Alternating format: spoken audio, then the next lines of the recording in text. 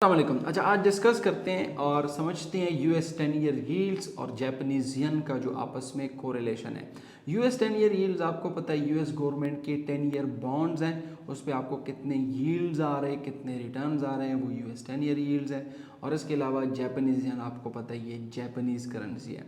ज़्यादातर इनमें जो कोरिलेशन है वो अपोजिट या नेगेटिव कोरिलेशन है, ये आपस में नेगेटिवली कोरिलेटेड है। अगर तो यूएस 10 ईयर यील्ड्स ऊपर जाते हैं तो जैपनीजियन नीचे आता है, अगर यूएस 10 ईयर यील्ड्स नीचे आते हैं तो जैपनीजियन ऊपर जाता है। ज़्यादातर आप फॉर एग्जांपल आप ये निकाल लें, ट्रेडिंग व्यू में आप सीधा चले US10Y आप सर्च कर लें, तो आप किसी 4 आवर टाइम फ्रेम में चले जाएं तो आप देख लेंगे कि यूएस 10 ईयर यील्ड्स बहुत नीचे आ रहे हैं और आप देख लें कि फिर जैपनीज यन जो है वो स्ट्रांग हो रहा है। ज़्यादातर लोग क्या करते हैं, अच्छा अब यूएस 10 ईयर यील्ड्स को कैसे ट्रेड करना है, सिंपली आपने यूएसडी की न्यूज़ को देखना है और उसी के हिसाब से आपको पता चलेगा कि यूएस 10 ईयर यील्ड्स ने ऊपर जाना है या यूएस 10 ईयर यील्ड्स ने नीचे आना है। से फॉर के अगर आपको कोई पता लग जाता है न्यूज़ से कि यूएस 10 ईयर यील्ड्स ने 1 वीक के लिए नीचे जाना है, तो आप समझ जाएं कि जैपनीज यन जो है वो एक हफ्ते के लिए स्ट्रांग होगा, जैपनीज यन जो है वो ऊपर की तरफ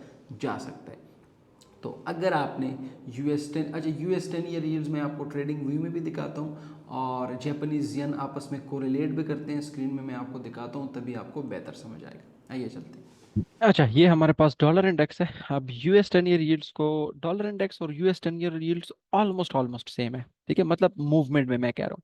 अगर आप यहाँ पे प्लस पे क्लिक करें, अगर हम हायर टाइम फ्रेम में जाएं, यहाँ पे आप प्लस में क्लिक करें और यूएस 10 ईयर यील्ड्स के साथ US10Y उसके साथ अगर आप इसको कंपेयर करते हैं, ठीक है, तो आप देख लें ये बिल्कुल आपस में पॉजिटिवली कोरिलेटेड है।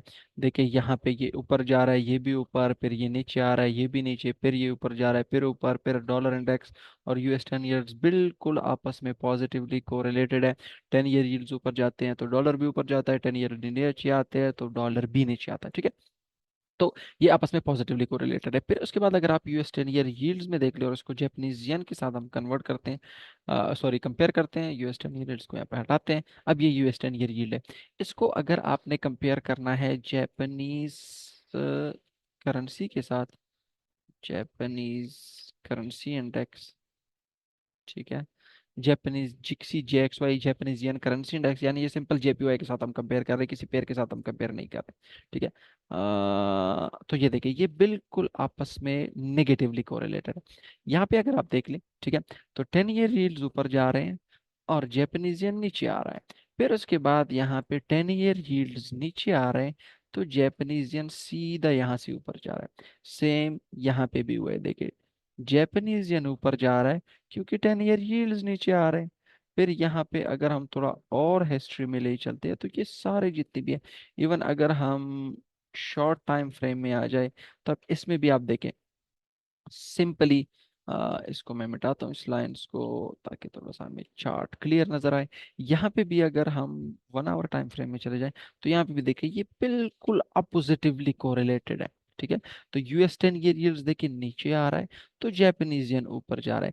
यही रीजन है कि अगर आप यहाँ पे AUD JPY USD JPY उन सारी चीजों में जाते हैं, ठीक है, USD JPY में आप चले जाएं, डॉलर नीचे आ रहा है, JPY स्ट्रांग हो रहा है।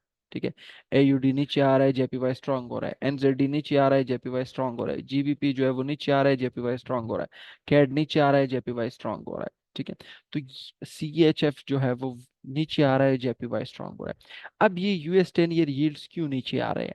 अब आपको पता है कि अगस्त में हमारे पास NFP की रिपोर्ट आई थी। ठीक है, अगस्त में अगर आप 2 अगस्त को चले जाएं, ठीक है, तो 2 अगस्त को हमारे पास ये NFP की रिपोर्ट आई थी, ये बहुत ज्यादा खराब थी, रिसेशन के फियर्स आने लगे, 50 BPS का कट आने लगा। तो इस वजह से हमारे पास ये जो यूएस 10 ईयर यील्ड्स है, ये देखिए यहाँ से तकरीबन अगर हम 2 अगस्त का डाटा निकाले तो ये 5 जुलाई, और ये देखिए तकरीबन देखें 2 अगस्त को यहाँ पे मार्केट नीचे आया है। और 2 अगस्त को अगर आप डॉलर इंडेक्स को भी देख लें तो 2 अगस्त के बाद डॉलर इंडेक्स भी नीचे आया क्योंकि इसका NFP रिपोर्ट जो है वो खराब आया था। अब डॉलर इंडेक्स नीचे आ रहा है, यूएस 10 ईयर यील्ड्स नीचे आ रहा है, तो जापानीज यन जिसका इंडेक्स जिक्सी है उसका ऊपर जाना बनता था। तो इसी वजह से in the medium term Japanese yen जो है वो स्ट्रांग हो रहा है। तो यूएस 10 ईयर यील्ड्स कोरिलेटेड है पॉजिटिवली डॉलर के साथ। डॉलर ऊपर, यूएस 10 ईयर यील्ड्स ऊपर।